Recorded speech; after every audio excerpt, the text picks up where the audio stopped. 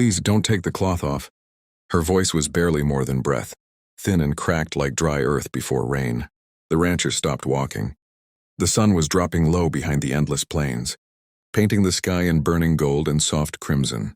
Wind brushed through the tall grass, carrying dust and the smell of horses. The rancher, known to most as Caleb, stood still, reins in one hand, his other hovering uncertainly near the cloth, wrapped tightly around the woman's body. He had found her hours earlier, collapsed near the fence line, half buried in weeds as if the land itself was trying to hide her. No shoes, skin bruised and scraped, eyes wild with fear yet holding something deeper, something broken but alive. Caleb had seen hardship before, droughts, death, men who lied with smiles, women who cried in silence. But something about her fear was different. It wasn't fear of him. It was fear of memory. "I'm not here to hurt you," he said quietly, voice rough from years of dust and loneliness. "You need help." Her fingers tightened around the cloth, knuckles white. "If you see, you'll leave me." Everyone does. That sentence landed like a blow to the chest. Caleb had lived alone since his wife died, the ranch stretching wide but empty, filled with echoes of words never spoken. He had learned not to ask questions people didn't want answered. But this wasn't something he could walk away from. He guided her gently onto the horse, keeping his eyes turned away, his movements slow and careful. Every step back to the ranch felt heavier than the last, as if he were carrying more than a wounded stranger. Like he was carrying a story soaked in pain. At the ranch house, he settled her inside, laid her near the fire and brought water. She drank cautiously, watching him like a trapped animal watches a shadow. "You can rest," he said. "You're safe here." Safe. The word made her flinch. That night the wind howled against the walls. Caleb sat across from her, staring into the fire, while she sat curled inward, arms locked around herself. Silence stretched until it became unbearable. "They made me beg," she whispered suddenly, "for things no one should have to beg for." Caleb closed his eyes. "They said I was nothing, that I didn't deserve to be seen." The fire crackled. His hands clenched. "And if anyone ever saw me like this, they said it would prove them right."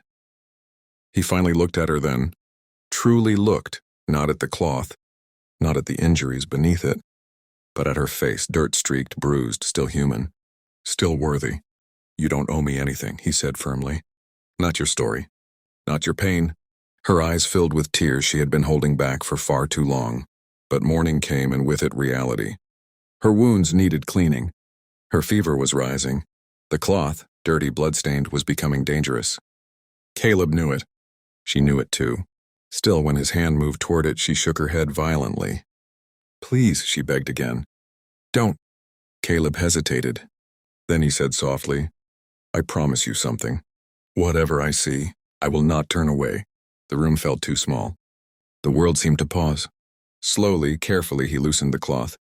And when he saw what lay beneath, Caleb's hands began to shake.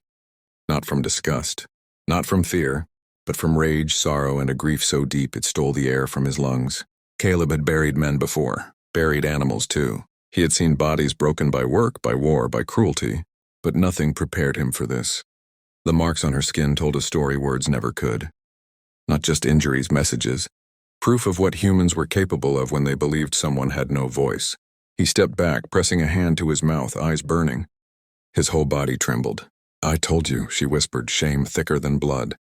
"Now you know why." Caleb dropped to his knees. "I'm shaking," he said hoarsely, "because someone did this to you, and still thought they could sleep at night." She stared at him, confused, afraid. "You're not leaving?" she asked. He looked up, eyes fierce. "No," he said. "I'm staying. And so are you." For the first time since he'd found her, she cried not the silent tears of fear, but loud, broken sobs that shook her entire frame. Caleb didn't touch her. He didn't need to. Presence was enough. Days passed, then weeks. The ranch slowly filled with life again. Caleb tended her wounds with patience. She began to eat, to sleep without screaming, to sit outside and feel the sun without flinching.